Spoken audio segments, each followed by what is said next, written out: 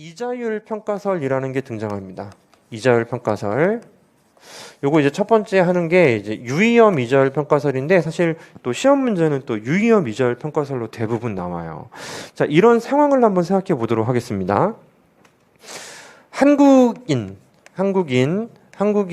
이제 A씨가 K1을 들고 있습니다. 무슨 고민을 하고 있냐면은, 내가 이거를 그 한국에 투자할까 아니면은 미국에 투자할까, 요거 고민 엄청 하고 있어요.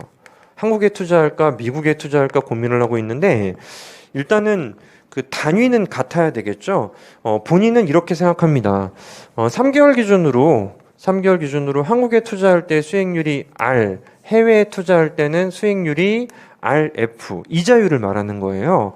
이렇게 생각을 하고 있고, 두 번째는 이 사람이 3개월 뒤에 얼마의 환율이 될 것인지에 대해서도 이제 기대치가 형성되어 있고요. 그리고 자, 이건 이제 현재 환율입니다. 현재 환율. 이렇게 이제 단위가 3개월로 정확히 맞아 떨어진다라면은 어느 쪽에 투자할지에 대해서 고민에 빠지게 될 텐데요.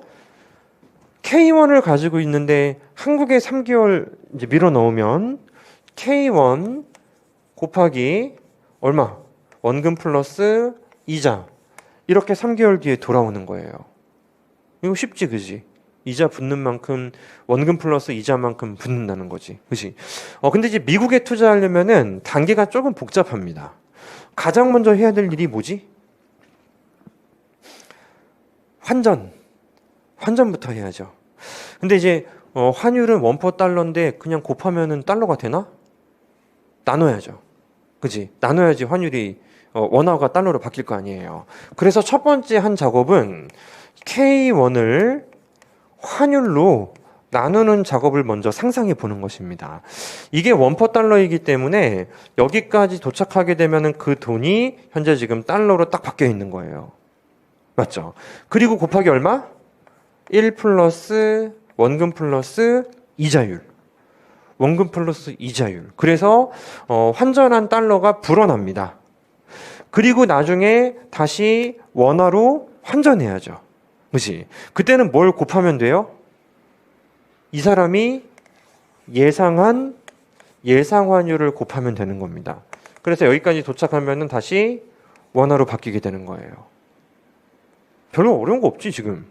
따라서 일단은 환전하고 이자 수입 붙고, 그리고 시간이 지나서 다시 원화로 환전하는데, 그 마지막에 환전할 때 적용되는 환율은 본인의 예상이라는 겁니다. 만약에 아래쪽이 더 크면 어떻게 돼? 아래쪽이 더 크면 이 사람은 해외에 투자하는 거예요. 해외에 투자. 만약에 왼쪽이 더 크면 국내에 투자하는 거예요.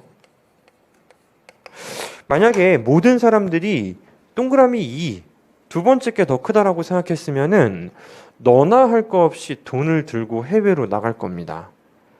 외환의 수요가 늘어요. 환율이 올라버린다고. 맞죠? 모든 사람들이 1번이라고 생각했으면은 아무도 안 나가. 근데 심지어는 예상컨대 외국인도 돈을 들고 들어올 거예요. 그러면 달러 공급이 증가하면서 환율이 떨어진다고. 이렇게 보자는 겁니다. 그래서 그러면 환율이 안정화되려면 어떻게 돼야 되지? 환율 안정. 환율이 안정화되려면 어떻게 되면 되는 거예요? 1번하고 2번하고 똑같으면 되는 겁니다. 그래서 1 플러스 R, 좀 정리 한번 해볼게요. 2분의 2 expectation 곱하기 1 플러스 RF. 이러면은 나가는 돈과 들어오는 돈이 밸런스가 딱 맞아 떨어질 겁니다. 이 경우 환율이 안정화된다는 거죠. 여기서 그림까지 그리면서 난리법석을 떨지 맙시다. 이자율 평가서는 기본적으로 여기까지가 이제 원칙이라고 보는 것이고, 대신 조금 위험을 감수하긴 맞는 것 같아요. 나는 마지막에 환율이 1200원이라고 예상했기 때문에 미국이 살짝 높아서 내보냈는데 나중에 환율이 800원이 돼버린 거야. 내 예상과 달리. 큰일 났죠. 손해가 엄청 커지죠. 그래서 자, 환율 익스펙테이션이 여기에 위치하면은 이 경우를 보고 우리는 위험이 존재하니까 유위험이라고 이야기를 하는 것이고, 그런데 이 마지막에 선물 환율을 넣으면은 리스크가 없죠. 그지? 내가 달러를 3개월 뒤에 얼마 내면은 이제 원화로 돌려주세요. 이러면은 위험이 없으니까 무위험 이자율 평가설로 바뀌는 것뿐 내용상으로 달라질 건 없습니다. 물론 여기에서 수식적으로 자주 쓰는 형태로 바꾸려면 조금 수식을 더 밀어 넣어야 되는데 그건 나중에 합시다. 지금 안 해도 되고요. 사실 이것만으로도 문제는 어지간한 게 다 풀려요.